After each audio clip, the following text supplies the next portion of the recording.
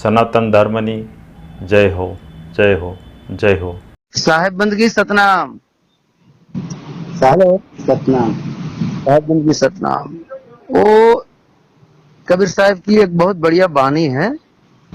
हाँ। उसमें कह रहे हैं, मीट मुए का खाए कोटि जन्म स्वान अवतरे। मीट मुए का खाए कोटि जन्म स्वान अवतरे। इसका मतलब है मीट मुए का हाँ। मतलब जो मृतक प्राणी रहता है, जैसे मछली रहती है, ठीक है, गडरिया रहता है, वो गडर रहता है, भेड़िया रहता है, और जैसे बकरी रहती है, बकरा रहता है, वो सब मृतक जो प्राणी है, हाँ। तो मीट मुए का खाए कहने का मतलब है जो पशुओं की हत्या करके जो खाता है, हाँ। ठीक है। हाँ। तो जब पशु की हत्या कर दी जाती है तब तो वो एक मुआ हो गया ना, मतलब एक मुर्दा हो गया ना। हाँ, मुर्दा हो गए। उस मरे हुए उस प्राणी का जो मीट खाता है, उसका जो मांस खाता है, उसको कह रहे कबीर साहब कोटि जन्म स्वान अवतरे।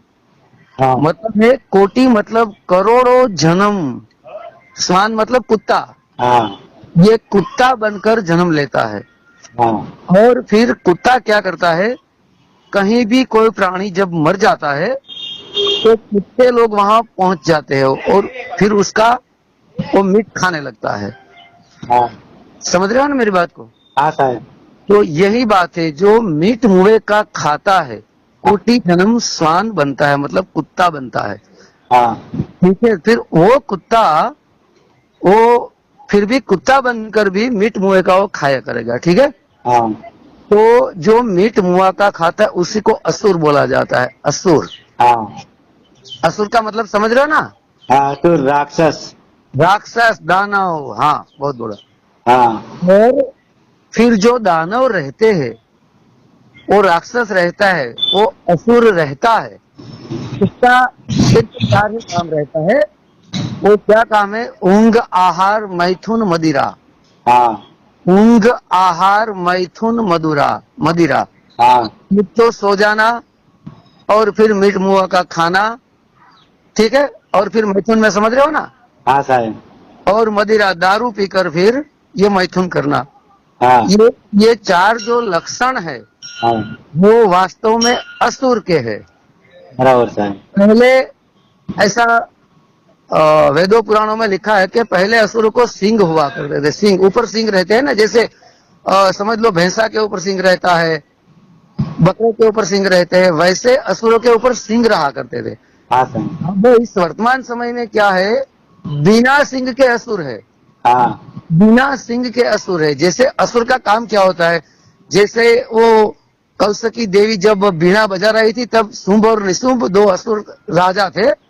हाँ। वो उसका दूत को भेजते हैं, बोले जाओ उस देवी को बोलो हमारे साथ में शादी कर ले, ठीक है।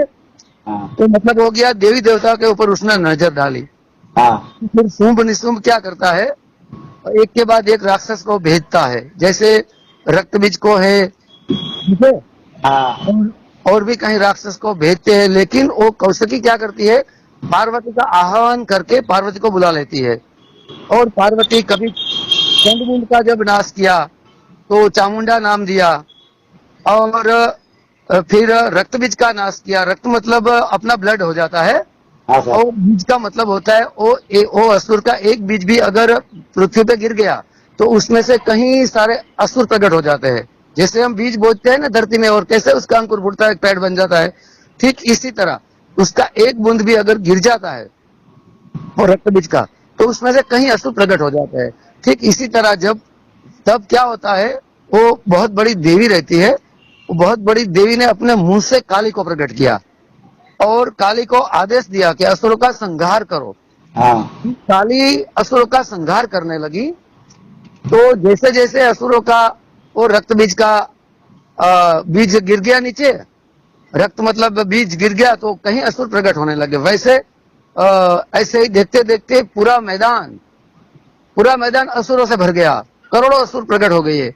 फिर देवी गायब हो गई और जाकर ब्रह्मा जी को पूछा ये कैसे है, तो ब्रह्मा जी ने कहा भाई इससे मेरा वरदान है, और इसका अगर एक भी ब्लड का बूंद अगर नीचे गिर गया तो वो प्रकट हो जाएगा दूसरा असुर।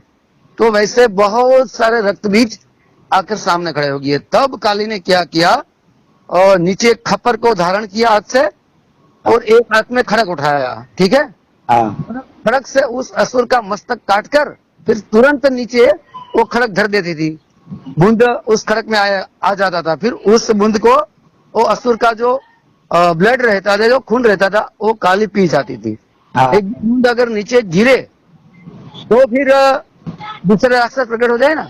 हाँ तो साहब इसी चालाकी से काली ने ये रक्त बीज का संहार किया।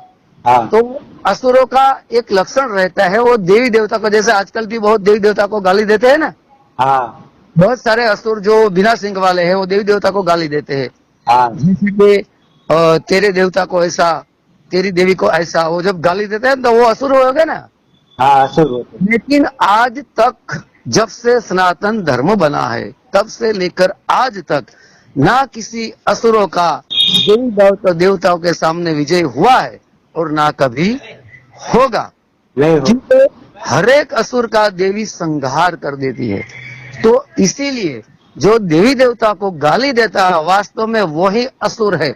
उस असुर का घर का पानी तक भी हमें नहीं पीना चाहिए, क्योंकि अगर उसका घर का पानी भी पी लिया आपने तो उसके जैसे लक्षण आप में प्रकट हो जाएंगे।